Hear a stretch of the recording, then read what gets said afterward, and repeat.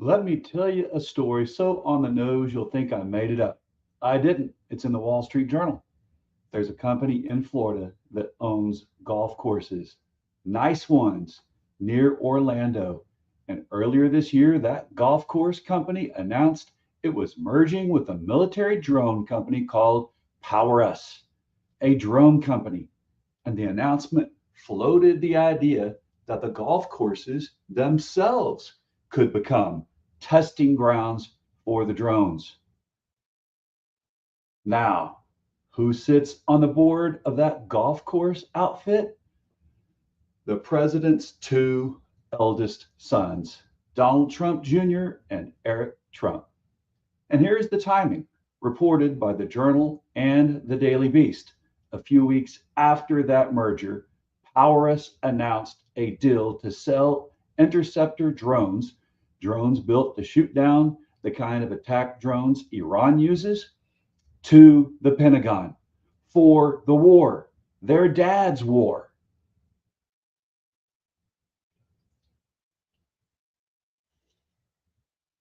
A golf course becomes a drone company, becomes a Pentagon contractor with the president's sons on the board, right as the president's war creates the demand. And this week, the Pentagon went to Congress and asked for $80 billion more to keep that war going. That's the story. Follow the money. Let's go.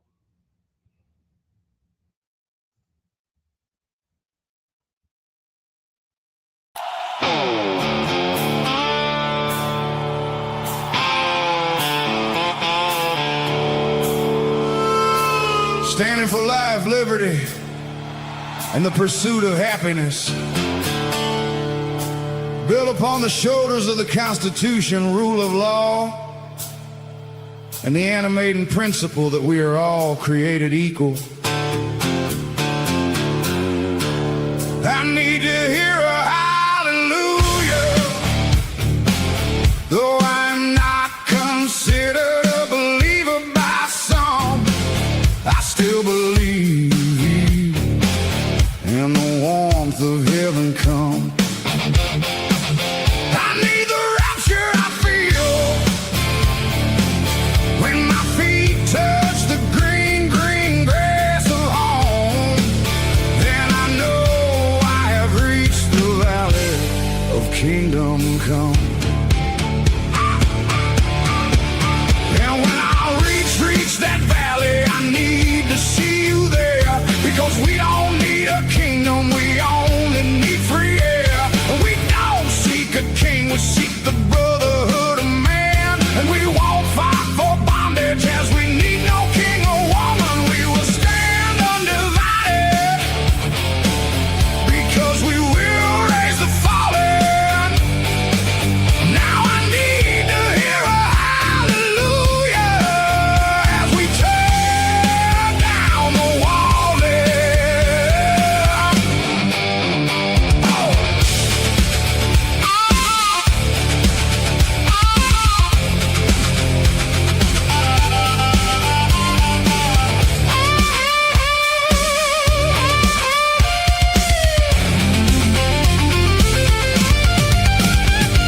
The divide between heaven and earth, as tears turn to mirth, as we walk through the valley of death, and I draw my last breath.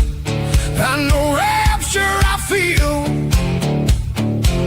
when I touch the green, green grass of home. Then I know I've reached the hollow where my ancestors roam.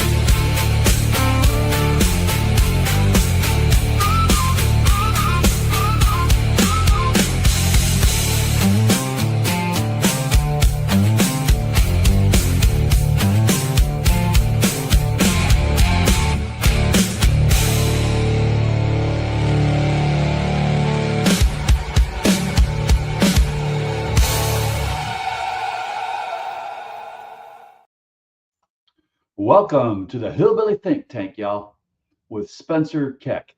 And I am the educated hillbilly. And no, that's not an oxymoron.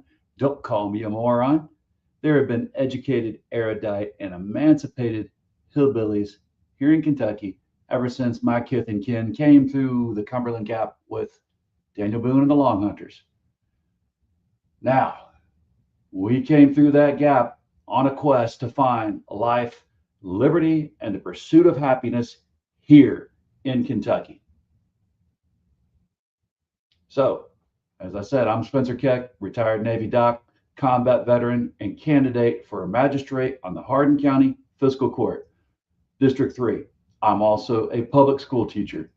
And today I want to talk to you, veteran to neighbor, about the oldest racket in the world, making money off of war. And what a racket that is.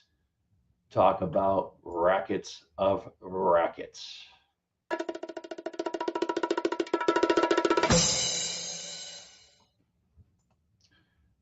The 80 billion and the war nobody asked for. Let's start with the number because it's staggering. This week, according to the Associated Press and the Wall Street Journal, the Pentagon told the Senate it needs roughly $80 billion more, mostly to cover the cost of the U.S. war against Iran. And that's on top of a defense budget at the White House that is proposed ballooning to $1.5 trillion. Trillion with the T, a nearly 50% jump. 80 billion for a war that, let's be honest about this, very few Americans actually asked for. This was not Pearl Harbor. This was a war of choice. And if you don't have to take my word for how unpopular it is, listen to the United States Senate. Senator Pat Murray told the defense secretary to his face that he was spending, her words, families' hard-earned tax dollars on a war that many strongly oppose. Senator Ben Schatz tried to find anybody willing to fund it, saying he hasn't found anyone who wants to do this. That's not a fringe position. That's a member of a Democratic leadership saying the quiet part out loud. Nobody wants this. And here's a Republican senator, Jim Banks of Indiana, being remarkably candid about what the money's really for. He said, and I quote, "It's less about the war, it's more about the stockpiles." That he'd sell it to his state as an investment in the defense industry, bringing weapons production home to Indiana. Hold on to that, because that's the tell. When the people voting on a war start describing it as a jobs program for the weapons business, you are no longer talking purely about national security. You're talking about a market, and somebody always profits from a market. Who profits? So, who profits? Let's follow it carefully, sticking only to what's documented and what's under official investigation. We already met Power Us. The drone company merged with the golf courses with presidents' sons as investors, now selling interceptor drones to the Air Force for this war. But that's not the only thread. Reporting across the Wall Street Journal, Bloomberg, Forbes, the Daily Beast, and others lay out a whole pattern. Donald Trump Jr. joined venture capital firm called 1789 Capital in November of 2024, right after his father won.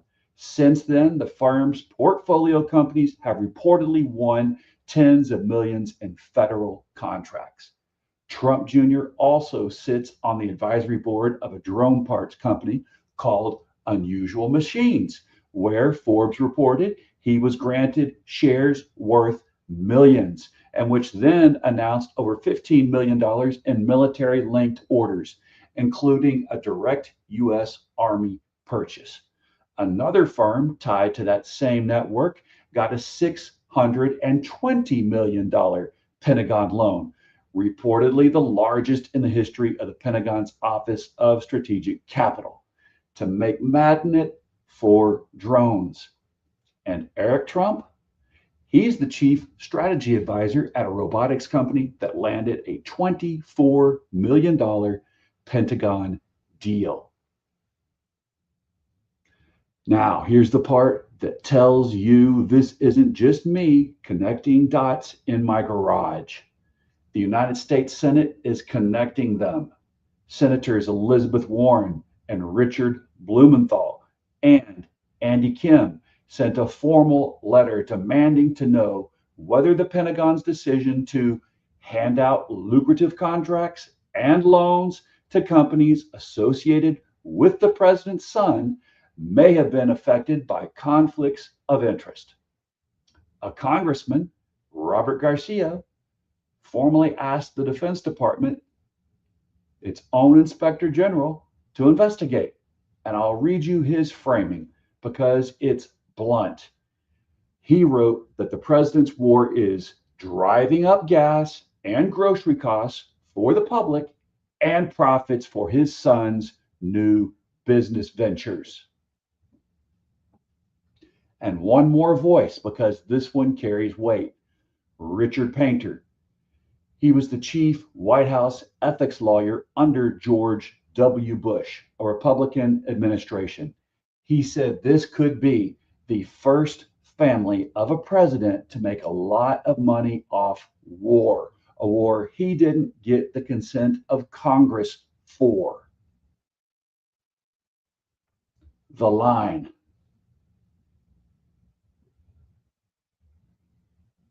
We all are concerned about the line. Now, you know the rule on this show. I draw the line honest, even against my own argument. So, 3 things. 1, the family denies it and they get their say. Donald Trump and Eric Trump insist there's no conflict of interest. Their argument is that they're private citizens and their father isn't involved in their businesses and they'll bid for contracts like anybody else.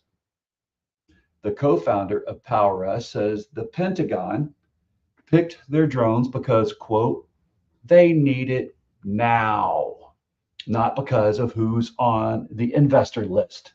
Eric Trump asked about it, basically shrugged, and said drones are a better investment than newspapers. Fair enough. You've heard their side. 2, and this matters. I am not telling you a crime has been proven. The careful fact checkers put exactly right. The investments are documented, the contracts are documented, the timing is documented, but whether any of it is legal is a question for investigators and the courts, not for a hillbilly with a microphone. So I won't call it a crime. What I'll call it is what a Republican ethics lawyer called it. At minimum, the appearance that the first family is positioned to profit from a war the president himself started. And in public service, the appearance is supposed to be disqualifying all by itself. You're not supposed to get anywhere near this line. 3, and this is where I stop being measured for a second, because I earned the right. I am a combat veteran. I'm a Navy doc. And in times of combat, that's who they cry for. Corpsman up is the cry, or medic if you're in the Army. But in the Marines and Navy, it's corpsman up. And it is now my time. I say I am the corpsman and I am up. I am here to serve and I'm here to call shit from Shinola. That's the people who bleed in a war and the families hurt, bury them, and they are never the people who profit from it. I'll say that again. The people who bleed, and it means everything to me, people who bleed in a war and the people who profit from it, the families that profit from it, well, they're not the same families who bury those who bleed. War profiteering is not new. A Marine general named Smedley Butler, who I've talked about here before, 2 Medals of Honor, wrote a whole book about it back in 1935. He called it what it is. War is a racket. A few people get rich and a whole lot of people pay. And it is not a Republican sin or a Democrat sin. The revolving door between Washington and the weapons industry has been spinning for generations under both parties. And I'll call it out no matter whose name is on it. But a president's own children openly invested in the drone companies his Pentagon is buying from, while he asks you for 80 billion more. Friends, that is the racket with the mask completely off.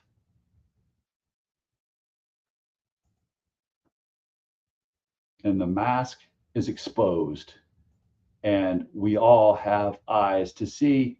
We must actually look with our own eyes.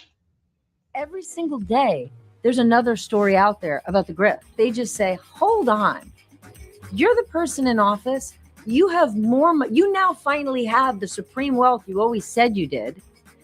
A specific group of business people are wealthier beyond belief, and I'm not. What hurt Joe Biden, what hurt Kamala Harris, is that people were still struggling economically, and they look and see, and they say, who's in the White House? And they blame that person. What's unique about Donald Trump is the reason many of these people are struggling economically is a direct result of his policies. I'm Joanna Coles. This is the Daily Beast podcast, and we have a fantastic guest for you today. And we range through the economy, the Fed, sex with hair extensions, sex with eyelash extensions, and her new television show, which is about money, power, and politics. I'm talking, of course, about Stephanie Rule, the MS Now presenter. She's been hosting the 11th hour, but on Monday, she gets her own. All right. So, didn't mean to go off there on the extra, but the grift is real. So, whenever we ask anyone at all, to go into combat, we should know what it is about. This is coming from a combat vet. We should know who is profiting off of a war that is being started. And if it's the kids of the person starting it, that's a line for me. That is a serious, serious line. So we know that the family denies it. We know that they say, nah, we're just citizens. Well, you are citizen children of the most powerful man in the world with the most powerful military in the war and in the world.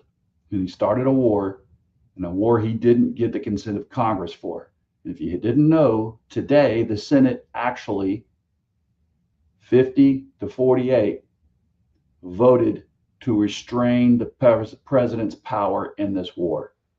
Now, that is not a veto-proof vote, but the House and the Senate have now voted the exact same way. So, what are we going to do? How does it affect us here in Hardin County? So now you know like I said, the rules. I've drawn the line. We've seen the line. We've looked at their argument that they're just doing what they're doing as citizens to make some money.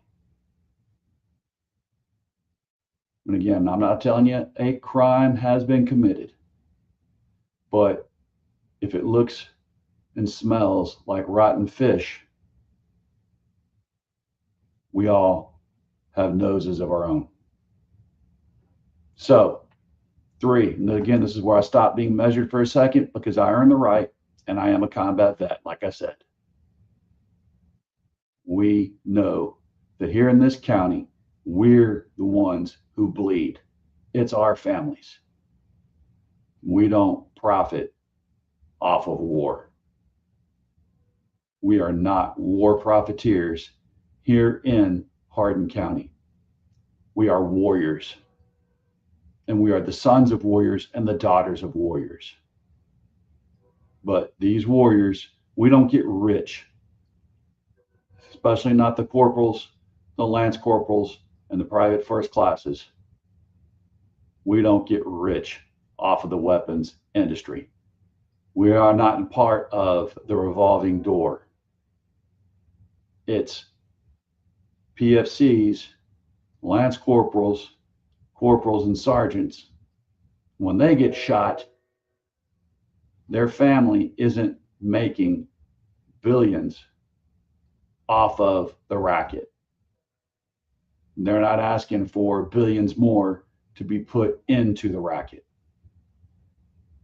That's where it comes home here in our county. So now, how does this reach our kitchen table? Well, 3 ways, and they're real. First, your wallet. That $80 billion isn't free, and it isn't the end. One senator already said the true cost will run higher. It comes out of the same budget and the same borrowing that drives up the cost of everything. Congressman Garcia said it plainly. This war is pushing up gas prices and grocery prices. You feel that at Kroger and the pump in Elizabethtown. Whether you ever think about Iran or not, you think about it when you're at Aldi. Second, your priorities. Every dollar shoveled into this war and into contracts for the connected is a dollar not spent on what this county actually needs and what our veterans were promised. Now, we know that the VA Medical Center, Robley Rex in Louisville, they're hurting for employees ever since Doge rolled through. They're hurting for the budget ever since Doge rolled through. And we know that we're building less than 2 miles from my house a new VA community-based outpatient clinic. It's going to be huge. But are there going to be enough employees to work inside of it, to take care of me, to take care of you, veterans out there that I'm talking to, and family members of veterans, and active duty folks in Fort Knox that are getting ready to retire and stick around? No. They've cut the budget so much that it's already going to strain the budget of Robley Rex, which is the parent hub of that community-based outpatient clinic. So that's just me shooting it straight. I'm also a former VA employee. I have a hard time watching the Pentagon find $80 billion for a war nobody wanted and find contracts for the president's kids while veterans wait on care they earned with their bodies, their minds, and their souls. And third, this is the closest to home, your people. This is a military county. Fort Knox is right here. We are surrounded by soldiers and the families who love them. And there's more, of course, than just soldiers here. I'm a retired Navy doc, took care of Marines and sailors and some soldiers and airmen all through my career, combat and peacetime. And when Washington starts a war of choice, it is our neighbors, not the investors, not the board members who put on the uniform and go. The profiteer reads a stock ticker. The corporal reads a deployment order. Those are not the same risk, and we should never let anybody pretend that they are.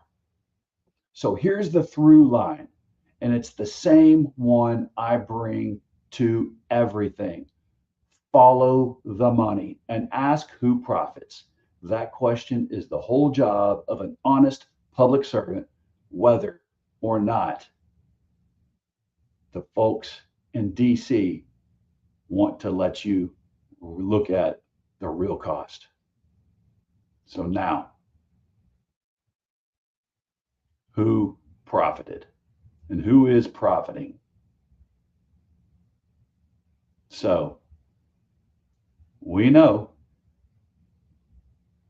where this money is going and where it came from. It came from us. And again, the profiteers, they're not risking anything. And I'm not going to pretend that they do. But I am going to honor those who serve. And I'm going to follow this money. And I'm asking again, like I said, who profits? The question is the whole job of an honest public servant. Follow the money and ask who profits. Whether the number is $80 billion in Washington or 80,000 in a county road contract, who got the deal? Who's connected to it? Who and what was bidded on? And who was it bidded for? Again, who's connected to it? Was it bid in the open? Did it serve the people or did it serve the powerful? I will ask that question in Hardin County Government Center the same way I'm asking about the Pentagon tonight, because it's your money, all of it, and you have every right to follow it all the way down. Do not forget that. Don't let them act like it is their money to do with as they please. It's not. These are racketeers, and we are tired of being treated like a racket.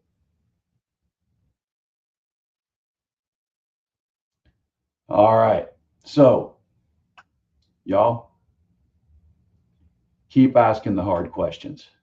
That's what we've got to do. We've got to look at this deeply, and we've got to push back. We've got to demand that our Congress folks do the same. That is what this is all about.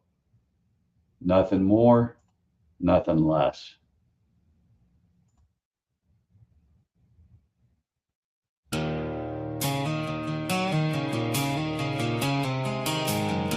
Standing for life, liberty, and the pursuit of happiness, built upon the shoulders of the Constitution, rule of law, and the animating principle that we are all created equal. I need to hear a hallelujah.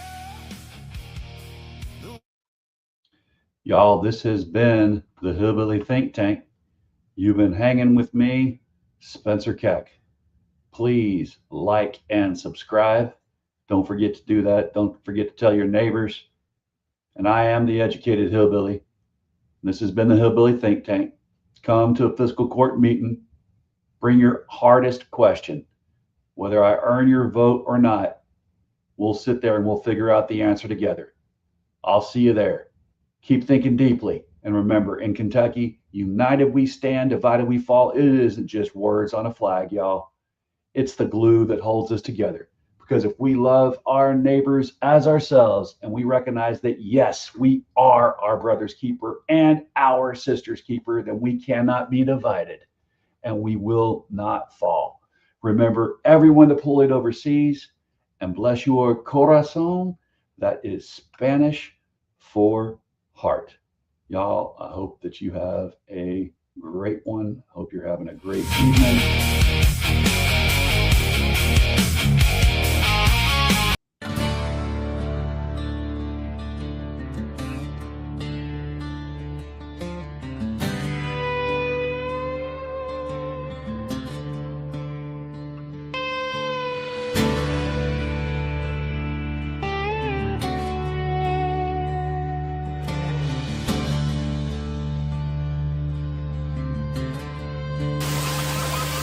standing for life, liberty, and the pursuit of happiness.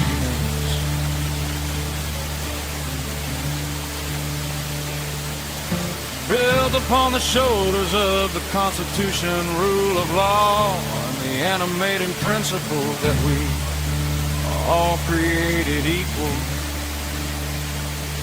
I need to hear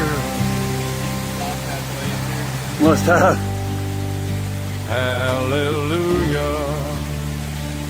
Wasn't too terrible, was it? Of a hike? Though I am not considered a believer by some, I still believe in the warmth of heaven come. I need the rapture I feel when my feet touch the green, green grass of home.